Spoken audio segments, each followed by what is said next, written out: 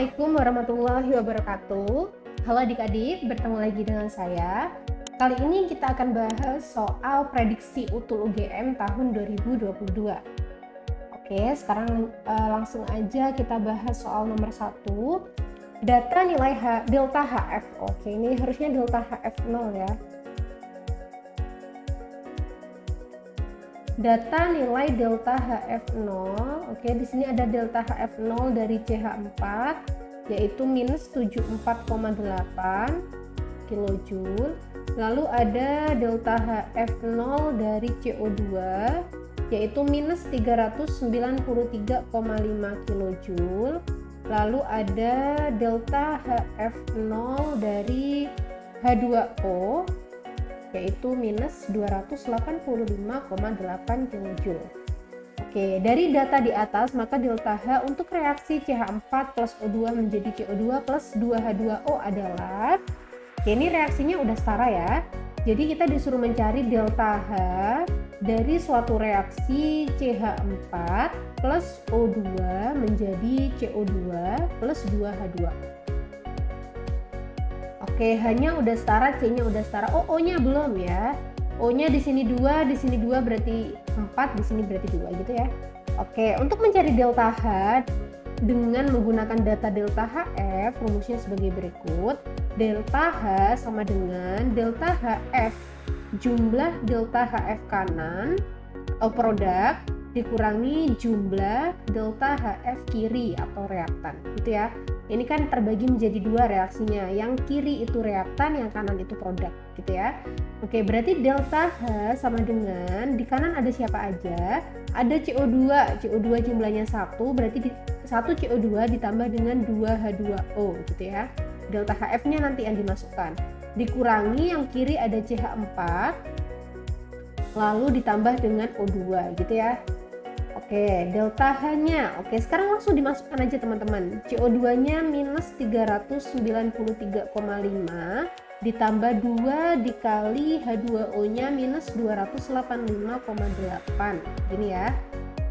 Ini aku kurung lagi. Dikurangi dengan CH4 plus O2. O2 di sini unsur bebas teman-teman. Kalau unsur bebas ya, seperti O2 ini delta HF0-nya sama dengan 0. Jadi CH4 plus 0 ya CH4 aja. Berarti kita tulis yang punya CH4 aja. Minus 74,8 kilojoule gitu ya. Oke, delta H-nya sekarang kita kalikan. 285,8 dikali 2. Ini tetap minus 393,5 minus ya, ini jadinya plus sama minus ya, jadi minus 571,6, lalu minus sama minus plus 74,8 gini ya. Berarti delta H-nya ini kita operasikan minus sama minus minus 965,1 ditambah dengan 74,8 gitu ya. Berarti delta H-nya sama dengan minus 890,3 kilojoule. Jadi jawaban yang tepat adalah opsi yang dot. Gitu ya teman-teman. Jadi soal ini tuh lumayan sering keluar karena ini soal termokimia di kelas 2, jadi sering keluar. Aku harap kalian udah bisa mengerjakan soal-soal seperti ini, hafal rumusnya, yaitu delta H sama dengan delta HF kanan dikurangi delta HF kiri. Oke, sekarang kita lanjut soal berikutnya. Soal nomor 2, diketahui suatu reaksi H2 plus Cl2 menjadi 2HCl, delta H0-nya sama dengan minus 183 kJ. Penguraian 14,6 gram gas HCl menjadi unsur-unsurnya disertai dengan, oke, jadi ini aku punya suatu reaksi ya. Di soal ini ada suatu reaksi H2 plus Cl2 menjadi 2HCl. Ya, delta H-nya adalah minus 183. Oke, kalau misal unsur-unsurnya membentuk suatu molekul seperti ini, itu namanya reaksinya pembentukan ya. Berarti ini adalah reaksi pembentukan HCl dengan disertai pelepasan energi sebanyak 183 ya. Ini namanya pelepasan energi. Kenapa kok pelepasan? Karena minus. Kalau penyerapan itu plus ya. Yang ditanyakan adalah penguraian teman-teman. Kalau ini tadi kan reaksi pembentukan, penguraian itu berarti dibalik. Penguraian itu suatu molekul diurai menjadi unsur-unsurnya, berarti reaksinya dibalik. 2HCl menjadi H2 plus Cl2, delta H-nya juga pasti akan kebalik ya. Awalnya minus menjadi plus 183 kJ. Nah, reaksi ini namanya reaksi penguraian HCl. Penguraian HCl dengan penyerapan ya, karena minus berarti penyerapan energi sebesar 183 kJ gitu ya. Oke, terus 2 HCl itu ya kita anggap sebagai 2 mol karena koefisiennya 2 ya. Berarti maksudnya 2 mol HCl yang terurai itu membutuhkan delta H sebesar 183 kJ. Nah, di soal kita harus mencari berapakah delta H yang diserap kalau misal masanya sekian gitu ya. Kalau masanya sekian berarti kita harus cari dulu molnya. Mol HCl berapa? 14,6 gram dibagi dengan mR-nya HCl yaitu 36,5 gram per mol gitu ya. Berarti ketemu molnya HCl adalah 0,4 mol pada saat masanya sekian. Berarti 0,4 mol HCl berapa gitu ya teman-teman. Delta H-nya nih berapa? Kalau 2 mol sekian maka 0,4 itu berapa gitu ya. Berarti bisa kita cari delta H sama dengan, ini kan bisa dikali silang gini ya, 183 dikali 0,4 per 2 gitu ya. Berarti delta H pada saat molnya 0,4 adalah 36,6 kJ. Oke, pelepasan salah, yang benar adalah penyerapan ya, berarti antara ini sama ini, dan sebesar 36,6 kJ berarti opsi B yang benar. Gitu ya teman-teman, sudah bisa dipahami? Sekarang kita lanjut soal berikutnya. Oke, sekarang kita lanjut soal nomor 3. Diketahui data enol sel kimia sebagai berikut. Ya, di sini ada 3 reaksi. Lalu berdasarkan data tersebut pernyataan berikut yang benar adalah, oke, jadi ini ada 3 reaksi ya teman-teman. Kalau misal ada notasi sel, ini namanya notasi sel ya. Notasi sel seperti ini, diketahui enol selnya sekian ya. Enol sel itu kan berarti enol yang mengalami reduksi dikurangi dengan enol yang mengalami oksidasi ya. Berarti enol sel 1,1 itu hasil dari E0-nya Cu dikurangi enolnya Zn. Karena yang sebelah kiri itu mengalami oksidasi, yang sebelah kanan mengalami reduksi gitu ya. Oke, kalau misalnya kita urutkan dalam deret volta nih teman-teman, ini deret volta, yang sebelah kiri itu yang E0-nya kecil atau yang lebih mudah mengalami oksidasi, yang sebelah kanan itu yang E0-nya besar, yang lebih mudah mengalami reduksi gitu ya.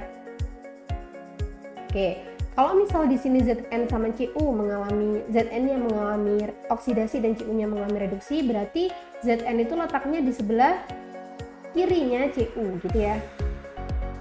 Aku tulis seperti ini dengan nih, jaraknya enol selnya adalah 1,1 volt gitu ya, karena hasil dari pengurangan Cu sama Zn itu adalah 1,1, berarti jarak antara Zn sama Cu itu 1,1 volt gitu ya. Terus Zn sama Pb, sekarang Zn mengalami oksidasi, Pb mengalami reduksi, berarti Zn di sebelah kiri, Pb di sebelah kanan. Terus PB-nya di mana? Di kirinya Cu apa di kanannya Cu? Lihat E0 selnya. Ini kan E0 selnya lebih kecil daripada E0 selnya Cu tadi ya, yang reaksi pertama. Berarti PB itu di sebelah kirinya Cu. Berarti di sini. Nah, jarak antara Zn sama PB itu adalah 0,63 volt. Gitu ya, teman-teman. Lalu yang terakhir adalah Cu sama Ag. Cu di kiri, Ag di kanan. Berarti Cu mengalami oksidasi ya, Ag di kanan mengalami reduksi dengan jarak 0,46 volt gitu ya. Oke, sekarang kita lihat pernyataan-pernyataannya tiap opsi. Opsi A, ion Zn2+ merupakan ion yang paling mudah direduksi. Oke, Zn di sini, Zn2+ adalah ion yang paling mudah direduksi. Salah ya, karena Zn itu lebih mudah mengalami oksidasi.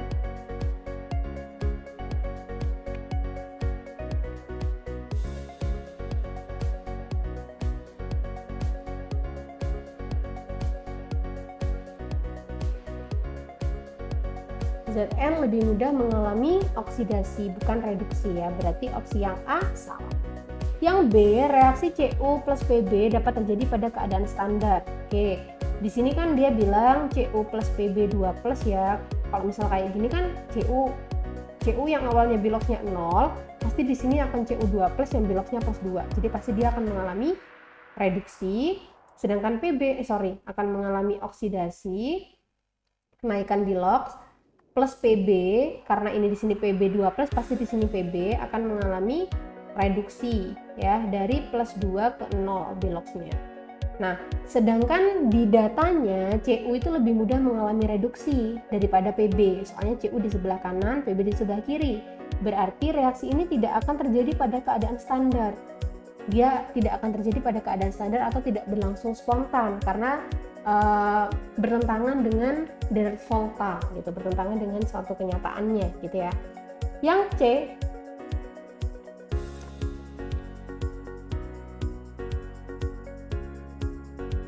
C, E0 sel Pb dengan Ag, oke, Pb mengalami oksidasi, Ag mengalami reduksi adalah 0,47 ya. Bisa kita lihat di sini teman-teman.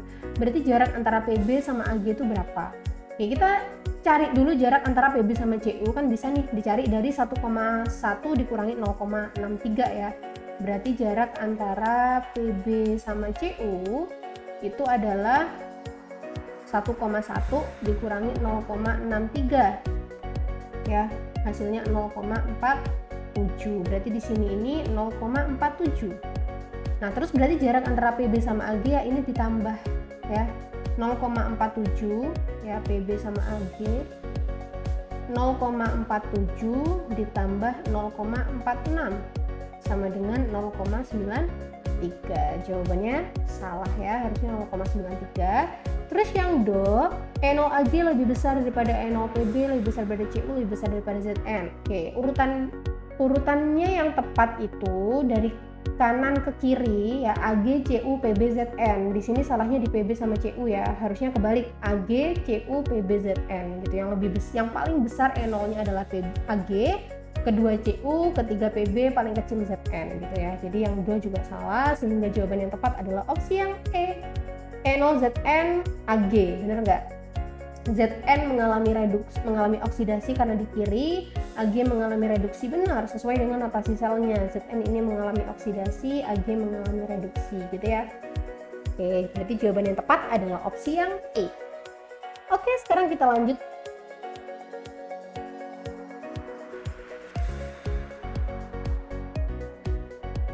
Oke, sekarang kita lanjut soal berikutnya, soal nomor 4. Suatu asam lemah Ha suatu asam lemah Ha dalam larutan berair dititrasi dengan larutan NaOH. Nilai pH larutan setengah netral adalah 5. Nilai Ka dari asam lemah tersebut adalah jadi di sini diketahui pH larutannya adalah 5 ya. Terus nilai pH larutan setengah netral. Oke teman-teman, netral ya. Kalau netral, keadaan netral itu pada saat mol asam, mol basa NaOH sama dengan mol asamnya. Ya, mol basa sama dengan mol asam. Kalau misal dia bilang nilai pH larutan setengah netral, berarti kalau setengah netral itu mol NaOH ya setengahnya mol Ha karena setengah netral. Kalau misal mol NaOH-nya 1 ya, ini kan mol NaOH-nya kita misalkan 1 mol. Berarti mol Ha-nya berapa? Mol Ha sama dengan 2 mol.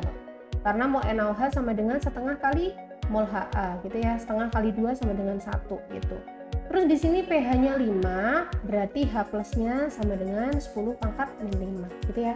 Oke, sekarang kita buat reaksinya. Berarti ini NaOH bereaksi dengan Ha akan menghasilkan suatu garam NaA dan air.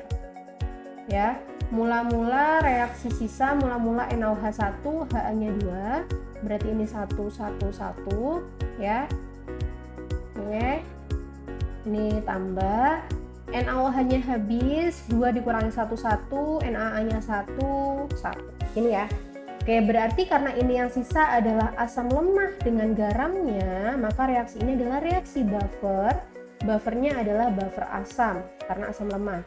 Maka rumusnya adalah H plus sama dengan Ka dikali mol asam lemah per mol garam. Ya. H plusnya 10 pangkat min 5, Ka-nya yang kita cari, mol asam lemahnya 1, mol garamnya 1, maka Ka sama dengan 10 pangkat min 5. Sehingga jawaban yang tepat adalah opsi yang A. Mudah kan teman-teman? Oke, lanjut ya di soal berikutnya. Soal nomor 5, isotop baru yang akan dibentuk dari reaksi transmutasi berikut adalah, oke, ini reaksinya ada nitrogen dengan massa 14, nomor atom 7, sama neutron, massanya 1 dan nomor atomnya 0, 11 plus apa, gitu ya. Oke, jadi antara kiri sama kanan, massa sama proton, jumlah massa sama jumlah proton tuh harus sama teman-teman. Jadi kalau di sini jumlah protonnya di sebelah kiri totalnya adalah 7 sama 0 ya, jumlah protonnya di sebelah kiri 7 sama 0 berarti 7, yang di kanan juga harus 7. Karena di sini udah ada 1, berarti X ini ya, aku misalkan suatu unsur X, berarti di sini harus berapa? Kan ini totalnya di kiri 7 ya, di kanan juga harus 7, berarti 6 ya. Karena di sini 1 6. 1 tambah 6 7 gitu ya. Oke, yang di atas nomor massanya juga harus sama. Yang kiri 14 sama 1 15, berarti yang kanan juga 15. Di sini udah ada 1, berarti di sini 14. Oke, karena di sini di opsinya adalah karbon semua, karbon 12, 14, 15, 16 dan 13, maka jawaban yang tepat adalah karbon 14. Jadi penyebutan antara 12, 14, 15, 16 ini adalah nomor massanya ya, nomor massa. Jadi kalau misal karbon 14 ya, 14,6 ya berarti ini namanya karbon 14. Namanya aja isotop ya. Isotop itu protonnya sama ya. Isotop itu proton sama, tapi yang beda adalah nomor massa. Nomor massanya beda. Namanya isotop. Nah, jadi antara A sampai E itu berisotop gitu ya. Isotop tapi nomor massanya beda-beda. Nomor karbonnya protonnya semuanya sama-sama 6 semua gitu. Sama-sama 6 tapi nomor massanya beda-beda, ada yang 12, 14, 15, 16, 13. Nah, kebetulan yang kita dapatkan di sini adalah 14. Berarti jawabannya adalah karbon 14. Kalau karbon 12 ya berarti C12,6. Karbon 15 berarti C15,6. Ini berarti C16,6, yang ini C16,13. 13,6 gitu ya. Gimana teman-teman, sudah paham kan? Oke teman-teman, itu tadi 5 pembahasan soal prediksi UTUL UGM tahun 2022. Bagi kalian yang sedang mempersiapkan ujian mandiri, saya doakan semoga semua prosesnya lancar dan diberikan hasil yang terbaik. Sekian dari saya. Assalamualaikum warahmatullahi wabarakatuh.